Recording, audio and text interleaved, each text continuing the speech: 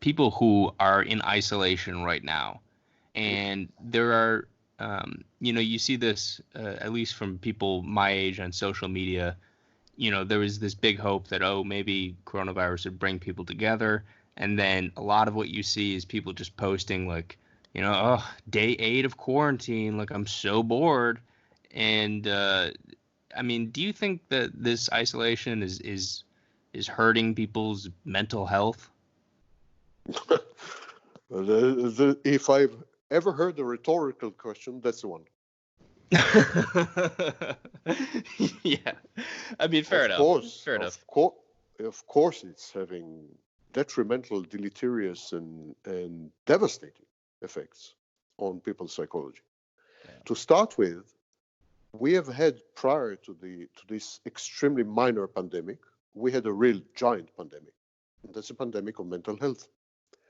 15% of the American population has been diagnosed with clinical depression in the year preceding the pandemic. Another 15% have been diagnosed with personality disorders, a variety of personality disorders put together. Another 15%. Another 10% have been diagnosed with anxiety disorders, other mood disorders, and obsessive compulsive disorders.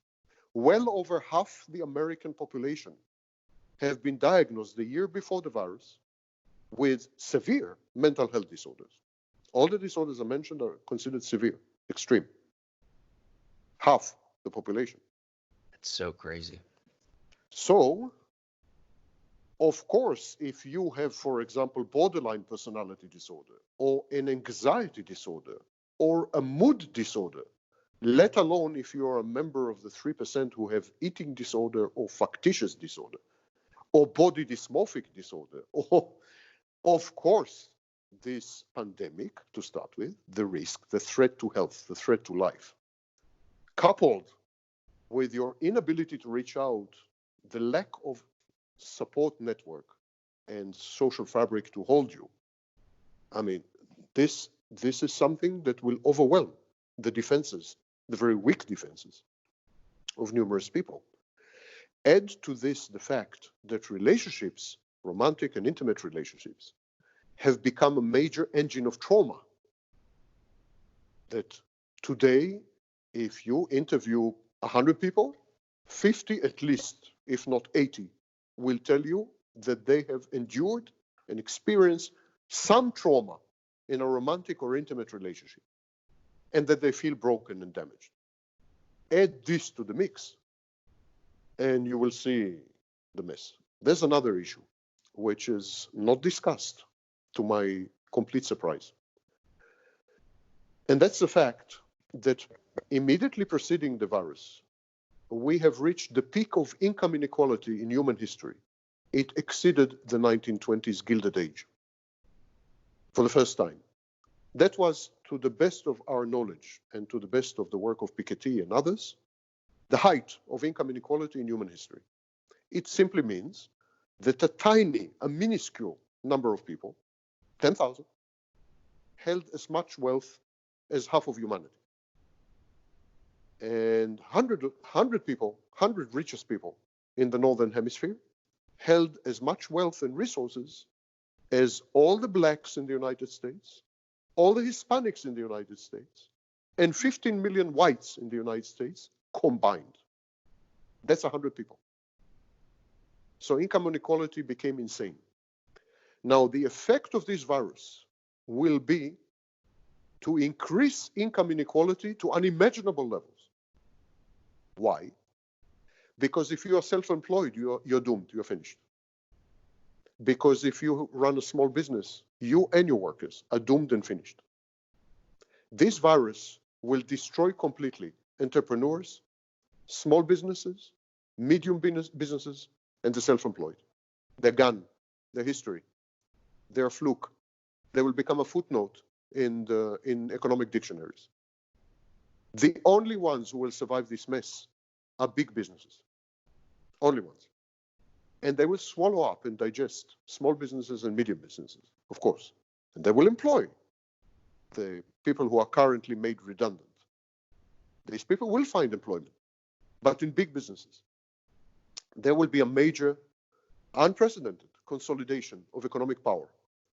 And because big businesses are overwhelmingly owned by these 100 people that I mentioned, it will constitute a transfer of wealth from the poor, the self-employed, the small businesses and the medium businesses to the ultra rich, super rich, a transfer of wealth, the likes of which has never been seen or imagined in the annals of humanity.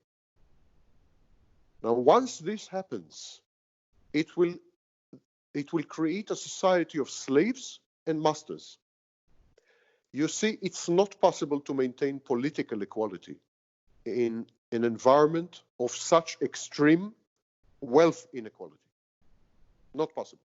It's a myth, another piece of unmitigated trash and nonsense. You can't have a democracy with income inequality. You can't, simply can't. What you do have is a plutocracy. The plutocracy, the rule of the rich, may masquerade as democracy, but it has nothing to do with democracy. The levels of power are where the levels of money are. And even in the current climate of income inequality, it has been very difficult to maintain democracy. Almost impossible. And in a huge number of countries, democracy has vanished altogether. Turkey, Russia, Hungary. If income inequality will quintuple, which I think is what's going to happen more or less, you can forget about democracy. You can forget about political institutions. There will be direct rule by the rich. And so we will revert to the latter days of the Roman Empire. We will revert to the Middle Kingdom in Egypt. We'll revert to the ancient world. We'll revert to a situation where we'll have masters and slaves in all but name, the likes of which even Marx did not imagine. Even Marxism did not imagine this condition. Because in Victorian London, where Marx wrote Das Kapital, the workers still, for example, were able to unionize. It is a fact that Marxism and communism were created there. It was a rebellion of the workers. Unionization became, unions became very strong after that. And in America, after the Haymarket riot, unions became strong. Hoffa, yes? Right. But today, the workers have no leverage, nothing. They cannot unionize. The Supreme Court is against them. The judicial system, law enforcement will be used against them. Masters of the universe will render them utter slaves, like in ancient Greece. Not even in Rome, because in Rome slaves had rights and they could free themselves. Like in ancient Greece.